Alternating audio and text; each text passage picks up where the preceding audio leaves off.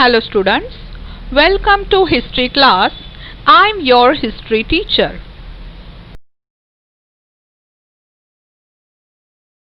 So student, today we are going to continue the first chapter which we have started to learn from the last lecture. We have already discussed these points in last lecture, that is what we are going to learn from this chapter. Now let's go forward. So students, in last lecture we have learned about the geographical features of India and we have discussed the 6 important regions of India, that are the Himalayas, the plains of Sindhu, Ganga and Brahmaputra river, the Thar desert, the Deccan plateau, the coastal regions and the islands in the seas. Also in the last lecture we have learned about Himalayas. In this part we have taken information about Khyber Pass and Bolan Pass. Also we have taken information about the Silk Route. Also in last lecture we have learned about the plains of Sindhu, Ganga and Brahmaputra river and importance of its. And we have taken information about the Thar desert. Where does this Thar desert located on the Indian map? And what is the importance of Ghaggar river? And how many sites of Harappan civilization are situated along the now dried course of the Ghaggar river? Now students, let's go forward. The next point, the fourth point is the Deccan Plateau. The region between the east and the west coast of India tapers off to the south. This region has the Arabian Sea to its west, the Indian Ocean to its south, and the Bay of Bengal to its east.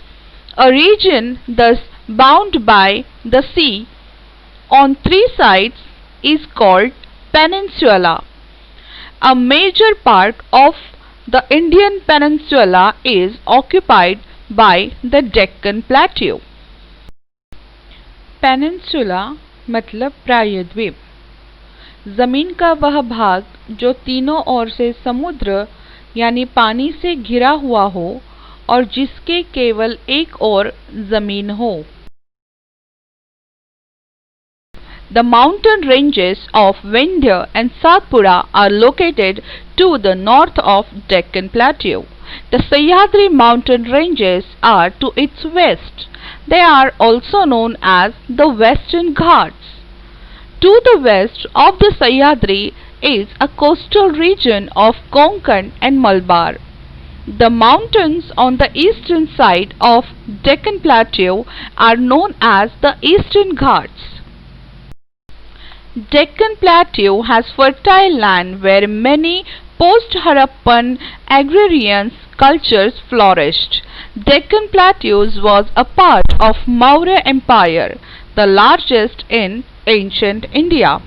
After the decline of the Maurya Empire too, several other kingdoms and smaller empires continued to flourish in this region.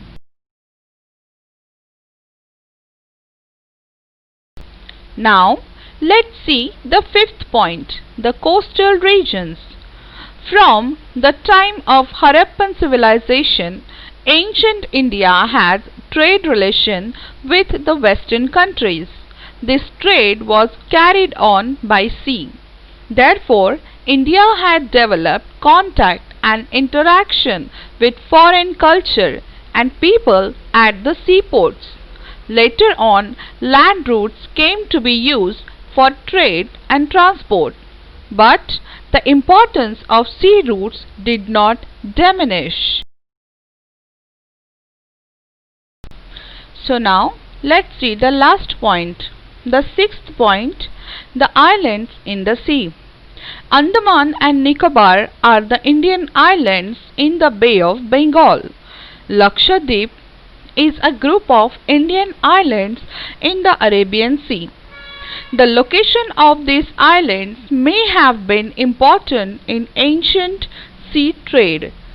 The manuscript Periplus of Erythraean Sea or Handbook of Red Sea makes a mention of Indian islands. It has been written by an unknown Greek sailor. Now the last point is point number 1.3, the Indian subcontinents. The city of Harappa and Mohenjo-daro are in today's Pakistan. Afghanistan, Pakistan, Nepal, Bhutan, Bangladesh, Sri Lanka and India together form a region known as South Asia. Considering the expanse and significance of India in this region, it is also known as the Indian subcontinent. The Harappan civilization had spread mainly in the northwestern part of the Indian subcontinent. China and Myanmar, our neighboring countries, are not a part of South Asia or the Indian subcontinent. However, they had cultural and trade relations with ancient India. They have an important place in the study of ancient Indian history. So students, this is your homework. Read the lesson aloud and show the following on an outline map of India: the Himalaya mountain, the Thar desert and east coast. Thank you for watching this audio visual presentation.